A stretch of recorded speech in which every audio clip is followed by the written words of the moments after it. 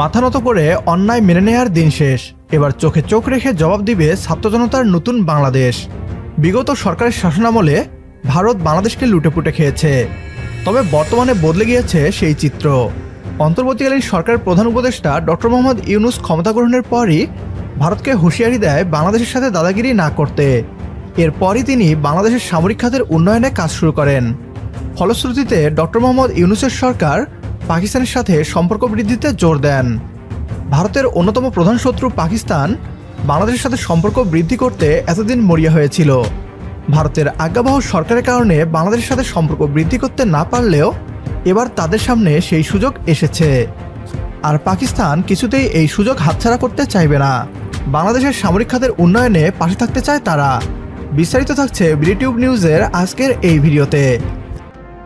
আপনারা নিশ্চয়ই অবগত আছেন, পাকিস্তানকে বলা হয় মুসলিম বিশ্বের মিসাইল ভান্ডার। বিভিন্ন রেঞ্জের অসংখ্য মিসাইল আছে দেশটির হাতে। এর মধ্যে কিছু মিসাইল দিয়ে পারমাণবিক হামলাও করা সম্ভব। ডক্টর ইউনূস ক্ষমতা গ্রহণের পর থেকেই বাংলাদেশকে বিভিন্ন সহযোগিতার প্রস্তাব দিচ্ছে পাকিস্তান।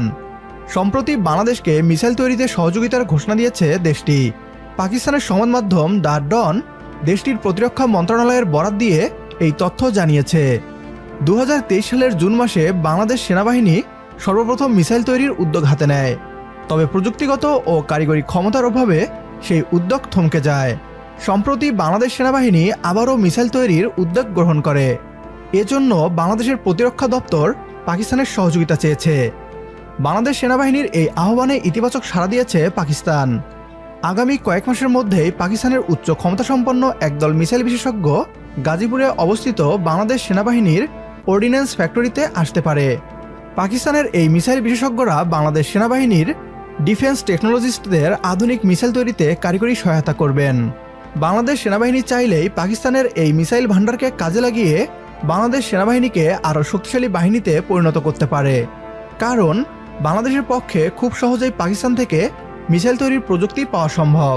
বাংলাদেশ সেনাবাহিনী এই সুযোগ গ্রহণ করলে দেশের মিসাইল ভান্ডার সমৃদ্ধ হবে। দক্ষিণ এশিয়ায় ভারতের সবচেয়ে বড় প্রতিদ্বন্দ্বী দেশ হচ্ছে পাকিস্তান, যে কারণে বাংলাদেশকে পাশে চায় উভয় দেশ। বর্তমানে প্রতিবেশী কোনো দেশের সাথেই ভারতের সম্পর্ক খুব একটা ভালো নয়। শেখ হাসিনার সরকারের পতনের পর ভারত দক্ষিণ এশিয়ায় বন্ধুহীন রাষ্ট্রে পরিণত হয়েছে। যদিও ভারত বাংলাদেশের অন্যতম বন্ধু বলে মুখের ফেনা তুলত এতদিন, কিন্তু বাংলাদেশের অধিকাংশ মানুষ মনে করে ভারত বাংলাদেশের শত্রু। আর তাই পাকিস্তান চায় বাংলাদেশ শক্তিশালী রাষ্ট্র হিসেবে গড়ে উঠুক। বাংলাদেশ সামরিক দিক থেকে শক্তিশালী হলে ভারত চাপে থাকবে, আর এজন্যই বাংলাদেশকে আধুনিক সমরাস্ত্র দিতে চায় পাকিস্তান। সম্প্রতি ভারতীয় পশ্চিমবাংলার মিডিয়া একটি খবর প্রচার করে, যেখানে তারা বলে কলকাতা থেকে একটি সুইচ টিপ দিয়েই তারা পৃথিবীর মানচিত্র থেকে ঢাকাকে নিশ্চিহ্ন করে দিবে। জানিয়ে আমরা একটি প্রতিবাদমূলক ভিডিও আমাদের প্রথম চ্যানেল বিডিটিউবে আপলোড করেছি। বাংলাদেশ যদি সামরিক শক্তিতে সমৃদ্ধ থাকত, তাহলে পশ্চিমবাংলার মিডিয়া এমন আগ্রাসী খবর প্রচার করতে পারত না। এর আগেও বিভিন্ন সময় বাংলাদেশকে আধুনিক সমরাস্ত্র ক্রয়ের প্রস্তাব দিয়েছিল পাকিস্তান, তবে ভারতের আজ্ঞাবহ সরকার ভারতের চাপের কারণে পাকিস্তানের সেই প্রস্তাব গ্রহণ করেনি।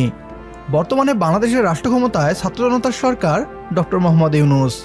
দেশের স্বার্থে অন্তর্বর্তীকালীন সরকার পাকিস্তানের সহযোগিতা চাইলে অবশ্যই পাকিস্তান বাংলাদেশের পাশে দাঁড়াবে। পাকিস্তানের ভয়ঙ্কর মিসাইল শাহিন-1 কিনতে পারে বাংলাদেশ, কারণ এই মিসাইল বাংলাদেশের নিরাপত্তার জন্য কার্যকর ভূমিকা পালন করতে পারবে। পাকিস্তানের নিকট সর্বোচ্চ 5000 কিলোমিটার রেঞ্জের ব্যালিস্টিক মিসাইল রয়েছে। বাংলাদেশের জন্য এত বেশি রেঞ্জের মিসাইল প্রয়োজন নেই, কারণ বাংলাদেশ থেকে ভারতের রাজধানী দিল্লির দূরত্ব 1877 কিলোমিটার। ভারত ও মিয়ানমারকে কভার করতে সর্বোচ্চ 2000 কিলোমিটার রেঞ্জের মিসাইল বাংলাদেশের জন্য যথেষ্ট।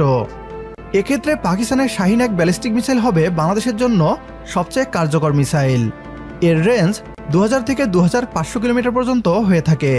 পাকিস্তানের এই মিসাইলটি ধ্বংস করা প্রায় অসম্ভব, কারণ শাহিন-1 মিসাইলটি শব্দের থেকেও 12 গুণ দ্রুত উড়তে পারে, যার ফলে ভারতের আকাশ প্রতিরক্ষা ব্যবস্থা এই মিসাইলটিকে ধ্বংস করতে পারবে না।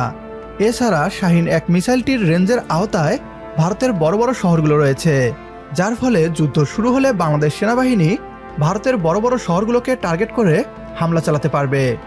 প্রতিপক্ষের সামরিক ঘাঁটিতে পাকিস্তানের তৈরি এই শাহিন-1 মিসাইলের 2-3টি মিসাইল হামলা করলেই পুরো সামরিক ঘাঁটি প্রায় ধ্বংস হয়ে যাবে। সুতরাং পশ্চিমবাংলার মিডিয়াকে বলতে চাই, কলকাতায় বসে সুইচ টিপ দিয়ে ঢাকাকে নিশ্চিহ্ন করার দিবাস্বপ্ন পরিহার করুন। বাংলাদেশে আক্রমণ করলে চীন ও পাকিস্তান কিন্তু বসে থাকবে না। পাকিস্তান থেকে শাহিন এক মিসাইল কেনার পাশাপাশি পাকিস্তানের সাথে বাংলাদেশের সামরিক সম্পর্ক বৃদ্ধিকে যদি আপনিও সমর্থন করেন, তাহলে কমেন্ট বক্সে ইয়েস লিখে জানিয়ে দিন আমাদের। সেই সাথে ভিডিও শেয়ার করে দেখার সুযোগ করে দিন আপনার বন্ধুদের। পরবর্তী ভিডিও দেখার আমন্ত্রণ জানিয়ে বিদায় নিচ্ছি আজ। আল্লাহ হাফেজ।